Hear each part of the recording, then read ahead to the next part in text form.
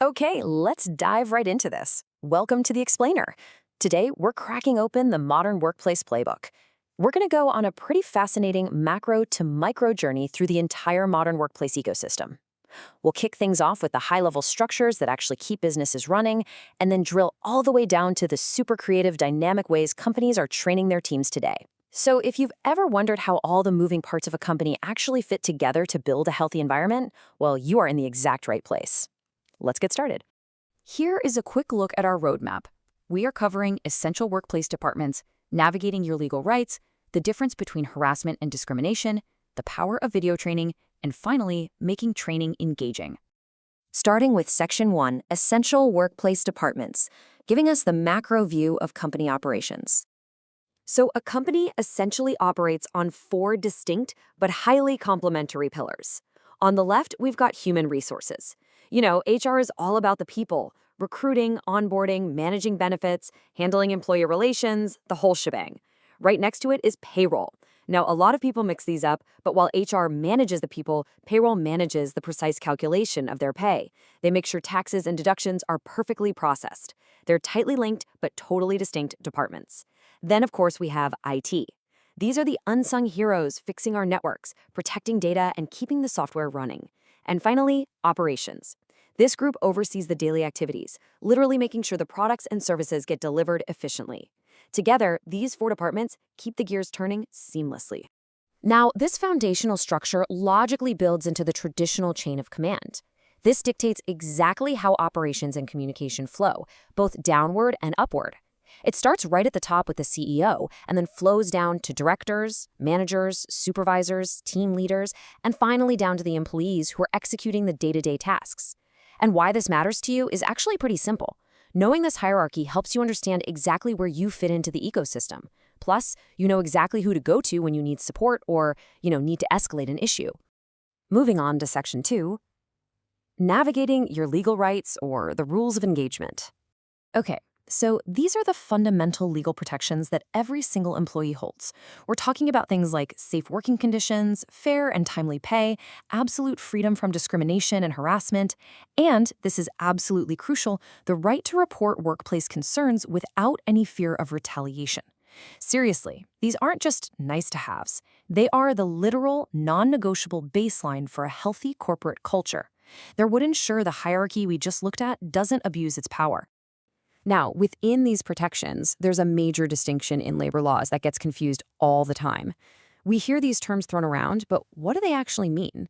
At-will employment basically means that either the employer or the employee can end the working relationship at any time for almost any legal reason. You can quit without notice, and they can let you go, as long as it's not for an illegal reason, like retaliation.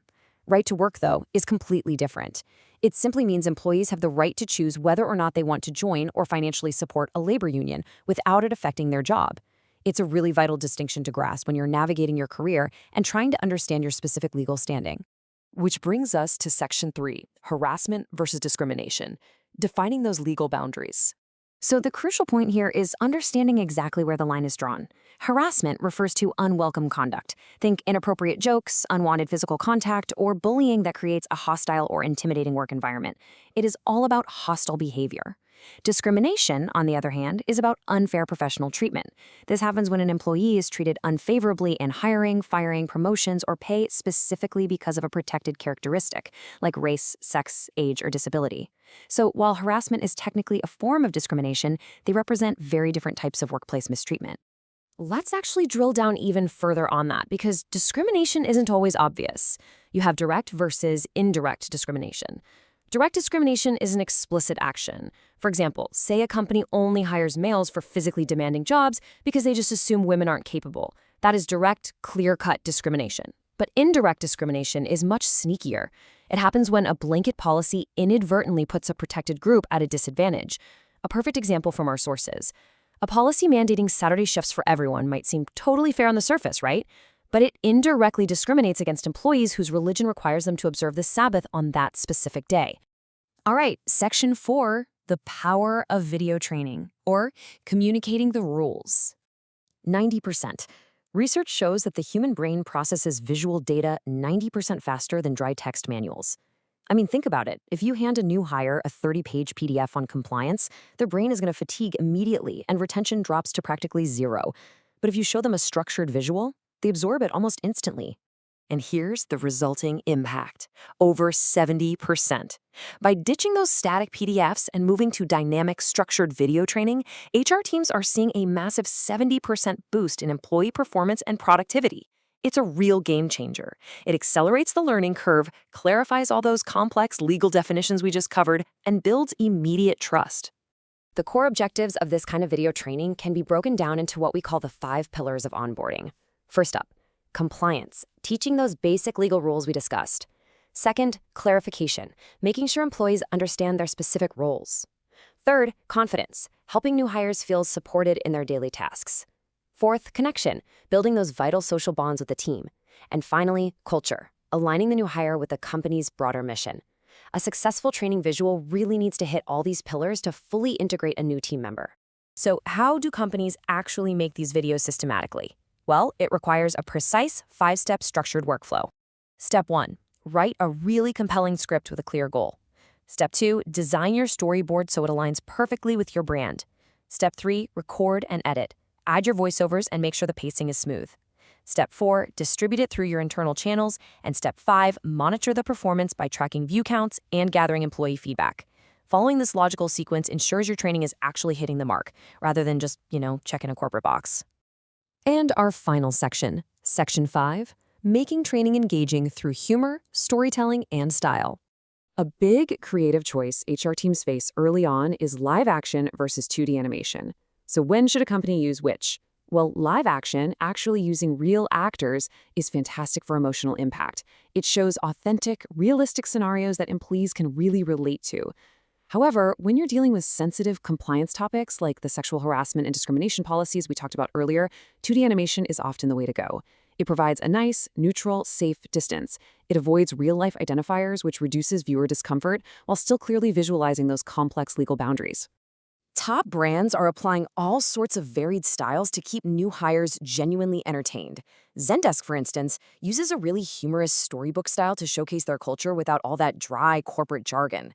Google uses a documentary-style day-in-the-life vlog following real interns around.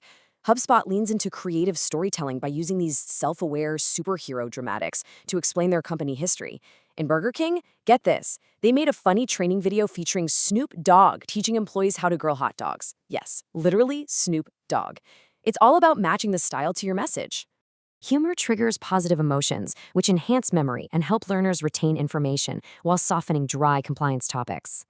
Who knew that making someone laugh could actually be a strategic compliance tool? By injecting just a little bit of wit into heavy topics, you drastically improve memory retention and entirely prevent that dreaded first-day viewer burnout. But look, you can't just throw in a random joke and call it a day. They're actually actionable best practices for creating effective, funny videos. Humor always lands best when it's grounded in relatable workplace scenarios. You want believable exaggeration, a little over the top, but still rooted in reality. Using custom characters that reflect your specific company culture helps tremendously too. And finally, you absolutely must build in interactive knowledge checks. This ensures the comedy isn't distracting from the actual legal learning goals. Which leaves us with this final, somewhat provocative question. Is your company's onboarding inspiring new hires, or is it instantly overwhelming them with a mountain of dry PDF manuals? It's something every single organization needs to ask itself. The tools to build an engaging, structured, and legally compliant workplace ecosystem are right in front of us. Thank you so much for joining me for this explainer. I really hope you leave with a much sharper understanding of how modern companies operate, protect their teams, and train for the future. Keep learning, and I will catch you next time.